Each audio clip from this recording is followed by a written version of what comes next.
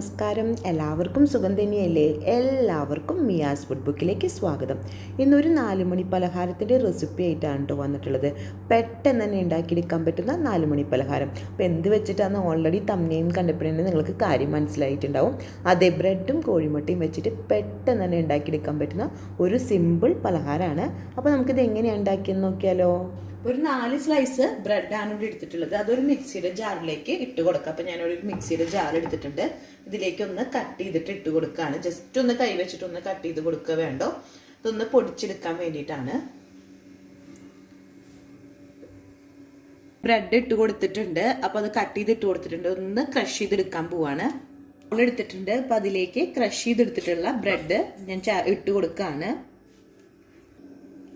ഇതിലേക്ക് ഒരു കോഴിമുട്ട ഉടച്ചിട്ട് ഞാൻ ഇട്ട് കൊടുക്കുകയാണ്. ഇതിലേക്ക് തേങ്ങ ചേർത്ത് കൊടുക്കുന്നുണ്ട്. ഇവിടെ ഒരു 3 ടേബിൾ സ്പൂൺ ആണ് ചേർത്ത് കൊടുക്കുന്നത്. ഒരു ടേബിൾ സ്പൂൺ 1.5 ടേബിൾ സ്പൂണിന്റെ അടുത്ത് തന്നെ പഞ്ചസാര ചേർത്ത് കൊടുക്കുന്നുണ്ട്. അപ്പോൾ മധുരം ഓരോരുത്തരുടെ ഇഷ്ടത്തിനനുസരിച്ച് കൂട്ടോ കുറയ്ക്കോ ചെയ്യാം. ഇതൊരു ആവശ്യത്തിന് മധുരമുള്ള ടൈപ്പിലാണ് ഞാൻ എടുത്തിട്ടുള്ളത്. ഇനി നമുക്കിതൊന്ന് കൈ വെച്ചിട്ട് കുഴച്ചെടുക്കാം. അപ്പോൾ നമ്മുടെ ഈ കോഴിമുട്ട ചേർത്ത കാരണം ആ ഒരു നനവിൽ തന്നെ നമുക്കിത് കുഴച്ചെടുക്കാൻ പറ്റും. ഞാനിവിടെ കുഴച്ചെടുത്തിട്ടുണ്ട്. അപ്പോൾ നമ്മൾ നമ്മുടെ കോഴിമുട്ടയുടെ വലിപ്പത്തിനനുസരിച്ചിട്ട് നമ്മളിപ്പോൾ 4 ബ്രെഡ് എന്നുള്ളത് ചിലപ്പോൾ 6 ബ്രെഡ് ആക്കേണ്ടി വരും. അപ്പോൾ അതിൻ്റെ വലിപ്പത്തിനനുസരിച്ച് ചെറിയൊരു ഡിഫറൻസ് വരും. അപ്പോൾ നമ്മൾ കുഴച്ചെടുക്കുമ്പോൾ ഈ ഒരു ലെവലിൽ, ഈ കൺസിസ്റ്റൻസിയിൽ ആവുന്ന രീതിയിൽ വേണം നമ്മൾ കുഴച്ചെടുക്കാൻ വേണ്ടിയിട്ട്, മിക്സ് ചെയ്തെടുക്കാൻ വേണ്ടിയിട്ട്. ഇനി നമുക്കിതൊന്ന് ബോളാക്കി എടുക്കാം. അപ്പോൾ ഏത് ഷേപ്പാണ് നിങ്ങൾക്ക് താല്പര്യമെങ്കിൽ ആ ഒരു ഷേപ്പിൽ നമുക്കിത് ബോളാക്കി എടുക്കാം.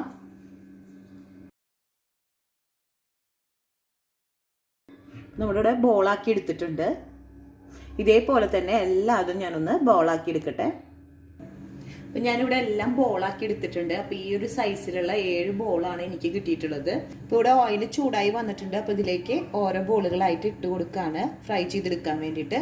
അപ്പം നല്ല ഹൈ ഫ്ലെയിമിൽ ഒരിക്കലും ഇട്ട് കൊടുക്കേണ്ട, ഒരു മീഡിയം ടു ലോ ഫ്ലെയിമിൻ്റെ ഇടയിൽ വെച്ച് കൊടുത്താൽ മതി. പെട്ടെന്ന് തന്നെ ബോളായി കിട്ടും.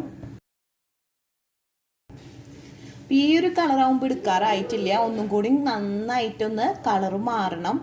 അപ്പോഴാണ് എടുക്കേണ്ടത്. ബ്രെഡ് ക്രംസ് ഉള്ള കാരണം പെട്ടെന്ന് കളറും മാറും. അപ്പോൾ അത് വിചാരിച്ചിട്ട് നമ്മൾ നേരത്തെ കൂട്ടി എടുക്കരുത്. ഈ ഒരു കളറാകുമ്പോൾ എടുക്കരുത്. ഒന്നും കൂടി ക്രിസ്പി ആയതിനു ശേഷം വേണം നമ്മൾ എടുക്കാൻ വേണ്ടിയിട്ട്.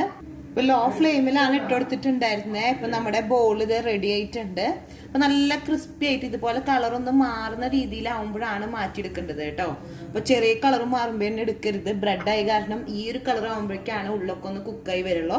ഞാനൊരു ടിഷ്യൂ ഉള്ള ഒരു പ്ലേറ്റിലേക്ക് മാറ്റി കൊടുക്കുകയാണ്.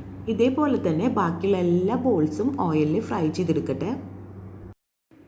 അപ്പോൾ നമ്മളിവിടെ ഓയിലിൽ ഫ്രൈ ചെയ്തെടുത്തിട്ടുണ്ട്. നമുക്കതൊന്ന് കട്ട് ചെയ്തിട്ട് നോക്കാം. അപ്പോൾ പുറത്തൊന്ന് ക്രിസ്പി ആണെന്നുണ്ട്, അന്ന് ഉള്ളിൽ നല്ല സോഫ്റ്റ് ആയിട്ടാണ് ഇരിക്കുക. അങ്ങനെ ബ്രെഡ് വെച്ചിട്ടുള്ള അടിപൊളി ബോൾസ് ഇവിടെ റെഡി ആയിട്ടുണ്ട്. അപ്പോൾ പെട്ടെന്ന് തന്നെ ഉണ്ടാക്കിയെടുക്കാൻ പറ്റുന്നതാണ്. അപ്പോൾ എല്ലാവരും ട്രൈ ചെയ്ത് നോക്കുക. നിങ്ങൾക്ക് ഇഷ്ടപ്പെട്ടിട്ടുണ്ടെങ്കിൽ ഫാമിലിക്കും ഫ്രണ്ട്സിനും ഷെയർ ചെയ്യാൻ മറക്കരുത്. അടുത്ത ദിവസം പുതിയ വെറൈറ്റി റെസിപ്പി ആയിട്ട് വീണ്ടും വരാം. Thanks for watching. ബൈ.